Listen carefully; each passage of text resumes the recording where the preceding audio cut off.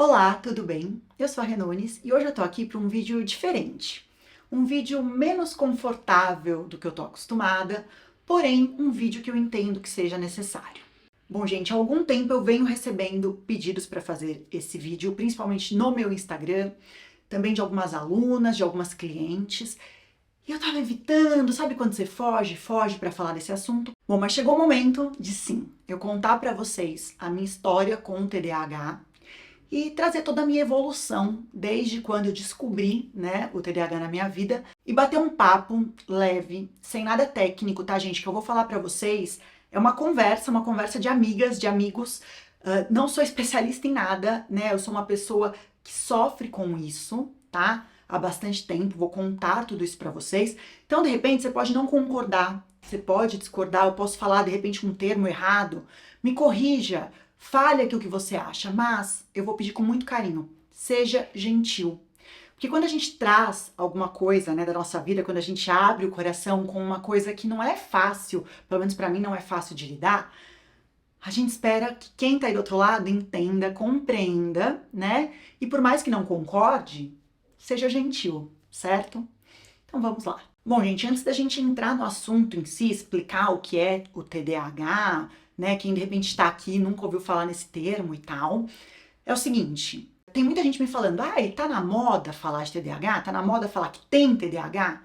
Gente, eu tenho certeza que não é questão de moda. Esse tema, né, eu vou falar da minha vida, nunca foi um tema fácil para eu lidar. Porém, quando um tema é mais falado e a gente começa a ouvir pessoas, até que a gente admira falando nisso, a gente começa a sentir um pouco mais de alívio. E foi o que eu senti. É muito louco, né? Como a gente passa a vida sofrendo com alguma coisa, sabendo que a gente tem uma condição, mas a gente evita de tratar, evita de ir atrás, de conversar sobre isso. Porém, quando uma pessoa começa a falar, outra pessoa começa a falar, isso encoraja de encararmos o que a gente tem, uma condição que a gente tem, e ir atrás da melhora, da evolução. Então esse é o meu objetivo aqui. Por isso que eu vim contar, né, o que aconteceu na minha vida. E eu tô muito encorajada por ouvir outras pessoas. Então não pensem que é banalização de jeito nenhum. Porque eu tenho certeza que quem realmente tem essa condição, quem sofre com isso, não acha tranquilo, não dá risada disso, porque realmente é uma condição que pode atrapalhar muito a vida das pessoas. E aquela história, né? Quem sou eu, quem é você, quem somos nós para julgar? Apenas os médicos, né? Apenas os profissionais capacitados que podem analisar quem tem ou quem não tem, dar diagnóstico. Então a gente está aqui para conversar, tentar levar uma vida mais leve, certo? Então, primeiro, né? O que é o tal TDAH? Parece que é uma coisa que surgiu agora, mas é óbvio que não. Ele já teve outra nomenclatura e tal. Vou contar para vocês. Bom, TDAH é o transtorno de déficit de atenção e hiperatividade. E é o seguinte, imagina só você viver num mundo onde as distrações acontecem o tempo todo, onde manter o foco em alguma coisa é muito difícil, onde desenvolver tarefas é muito difícil. E aí eu vou dizer até por mim que no passado mal conseguia sentar num cinema, mal conseguia assistir um filme no cinema.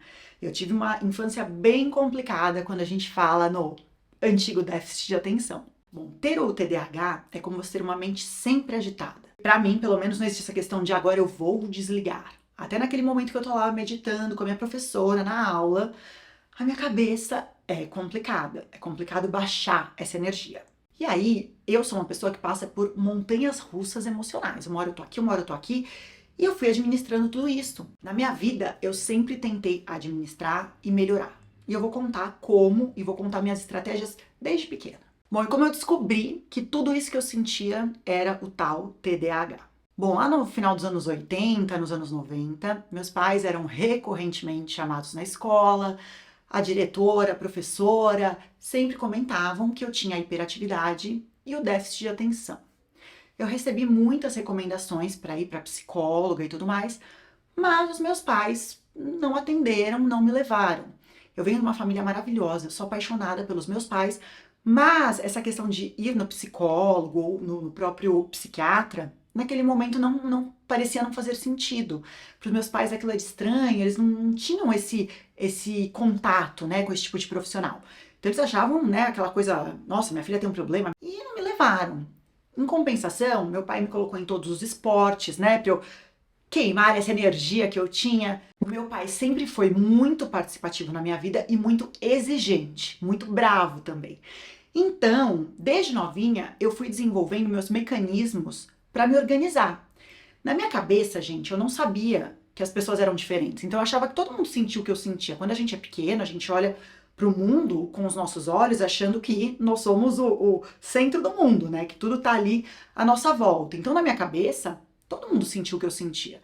Então, eu fui desenvolvendo as minhas técnicas para estudar. Eu sempre tive que anotar, porque na classe eu perdia muito foco. Eu tinha muita dificuldade de ficar horas estudando. E eu fui desenvolvendo as minhas técnicas porque eu tinha que ir bem, eu tinha esse pai super exigente, mas eu sofria muito, eu não tinha com quem conversar, não sabia o que eu sentia naquele momento. Mas, com o passar do tempo, eu fui ouvindo de novo esses nomes recorrentes e tal.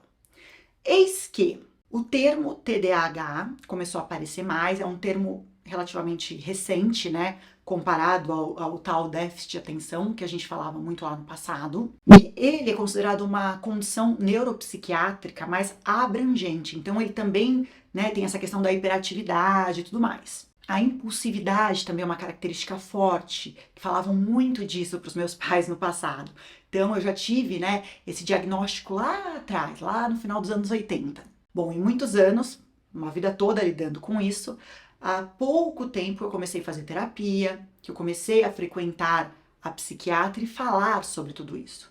Não só com o médico, com minha terapeuta, mas também aqui dentro de casa com o Tatá. Até de vez em quando puxo esse assunto com os meus pais, mas para mim isso era muito desafiador, era um grande tabu. Para mim era uma coisa muito difícil de aceitar o que eu tinha, tá? E eu tô falando assim de coisa de 3 anos atrás, de repente aquela fase de quarentena, alguns momentos que eu tive crises aqui no meu casamento. Tudo isso me levou, né, a querer a mudança e até para encarar essa condição que eu tenho, assumir, fazer o que eu posso para conviver melhor com tudo isso, é claro. E essa ideia de falar sobre isso. Porque eu comecei a perceber que eu tinha amigas que falavam, eu tenho, e esqueci alguma coisinha, TDAH. Tinha virado meio que uma piadinha. E aquilo me pegava, né? Quando você sabe que você tem, você fica meio assim. Então, quando eu comecei a melhorar o meu contato, né, com o TDAH, eu resolvi falar mais. E de repente você pode estar nessa situação, então é um momento da gente conversar, é um momento da gente trazer isso mais para a realidade, seu filho, sua filha, pai, mãe, enfim, né? Então, quanto mais a gente pode falar sobre as coisas, mais a gente pode ficar leve, pôr para fora, conseguir melhorar, ter mais qualidade de vida, né? Para isso que a gente está aqui. Então, quando a gente fala sobre alguma coisa, a gente tem a possibilidade de trocar dica e sempre evoluir juntas. E aí, como diagnosticar se você tem ou não TDAH? Bom, primeira coisa, sem a menor dúvida, vá ao psiquiatra, tá? Eu já passei em vários médicos, agora eu tenho uma psiquiatra que me acompanha há algum tempo, maravilhosa. E assim, eu consegui conversar, colocar pra fora. Ela me deixou livre pra falar dos meus sentimentos, das minhas sensações. Então, assim, foi maravilhoso encontrá-la, tá? Então, ter alguém que você tenha essa segurança é muito importante. Mas essa pessoa precisa ser capacitada, né? Entender se vai entrar com medicamento, não vai, né? Isso é muito importante, as pessoas estudam muito pra isso. Eu também, há algum tempo, já comentei aqui no canal, que eu comecei a fazer a terapia.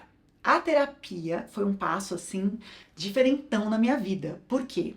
Foi uma exigência, tá? Exigência do Tatá, que é o meu marido, quando a gente casou, né? Ele falou, não aguento certos comportamentos, você precisa tratar. E foi bravo, gente. Receber aquilo não foi fácil.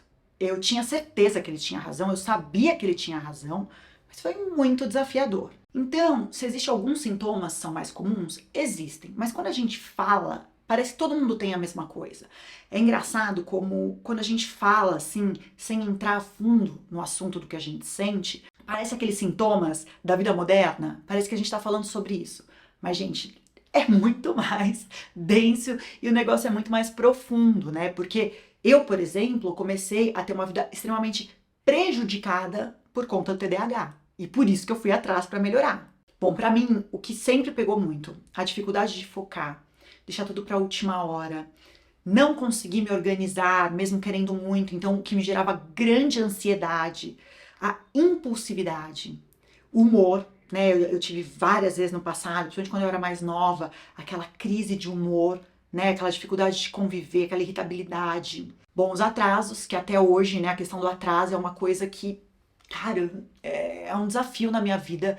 E parece uma coisa tão boba, né? Às vezes quem olha de fora e fala, ah, aquela ali se atrasa, é pouco caso. Gente, longe disso.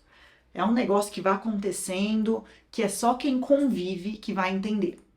Outra coisa muito comum que eu me lembro é conversar sem interromper. Eu lembro, principalmente quando eu trabalhava na outra empresa, nós fazíamos reuniões e eu tinha essa coisa de interromper o tempo todo, mas eu não percebia que eu estava fazendo isso. Olha que louco. E eu lembro que uma vez uma pessoa da empresa me chamou e falou, né, que eu tinha que deixar as pessoas falarem, que eu estava interrompendo. Eu me senti tão mal. Por quê? É o que eu falei, eu não tinha essa sensação que eu fazia isso.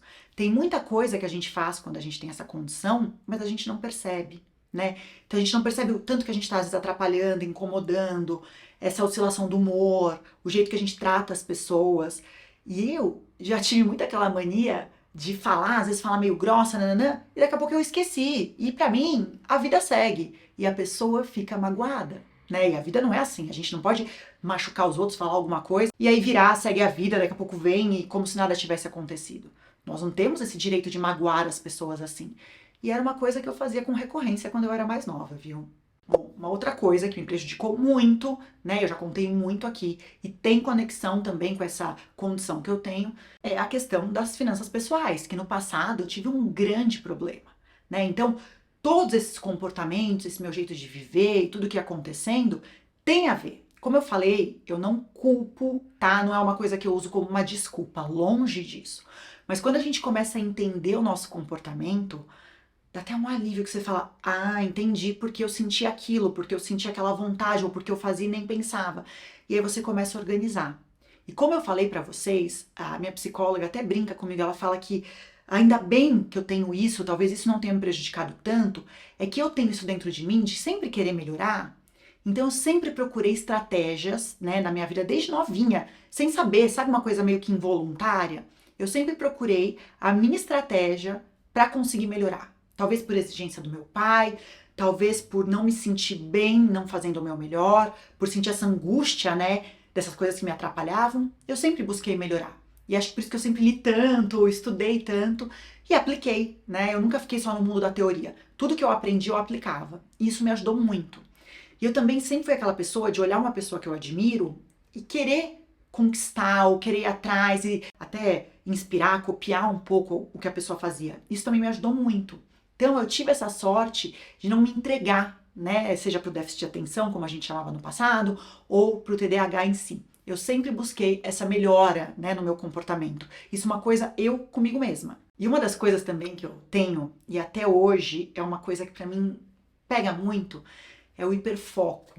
O hiperfoco, gente, para quem não tem isso, é difícil da gente explicar a sensação.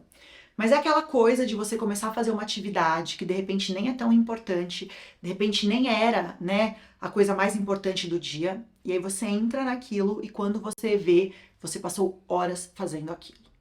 Hoje, neste dia, eu passei por isso e foi uma das causas que eu resolvi vir falar com vocês. Eu estava usando um microfone para o celular para fazer um outro vídeo e esse microfone quebrou. E aí eu passei horas tentando resolver, sendo que eu tinha compromisso e era a última coisa que eu precisava ter feito era resolver aquele microfone naquele momento. Tô dando um exemplo super por cima, super simples. Existem coisas mais profundas dentro disso. Mas é muito louco, como são atividades que parecem bobas, que parece que você escolheu, parece estar fazendo às vezes até de propósito. E quando você se pega, você fala, eu não acredito que eu passei esse tempo fazendo isso, tá? E eu não tô falando de ficar olhando rede social, de diversão, nada disso. Eu tô falando de coisas que realmente parecem importantes naquele momento, que dão uma angústia de resolver e você não sai daquilo. Você entra naquilo, parece que você entra em outro planeta. O Tatá vira e mexe, ele fala, vai, vamos sair, precisa sair daí, sair desse mundo, vamos fazer outra coisa. Porque eu entro nesse hiperfoco e eu já passei assim, quase dia praticamente inteiro, fazendo uma única coisa que nem era importante. Bom, vocês devem ter percebido que é um assunto que dá pra gente falar horas e horas. E eu resolvi traçar esse paralelo com o minimalismo porque a minha vida passou a ter muito mais qualidade quando eu descobri o minimalismo, porque eu passei a entender como afastar as coisas. Por isso que o minimalismo para mim ele é tão transformador e eu uso esse termo para tantas coisas na vida. Por isso que eu gosto de falar dele para organização, para separar, né, as atividades, para ser mais produtiva, porque com o minimalismo eu transformei a minha vida de fato. Eu usei dessa teoria, dessa ferramenta para organizar várias áreas, tá? E assim, esse é um processo contínuo na minha vida. Eu tenho que lidar, hoje eu sei da minha condição, então também fica mais fácil, né?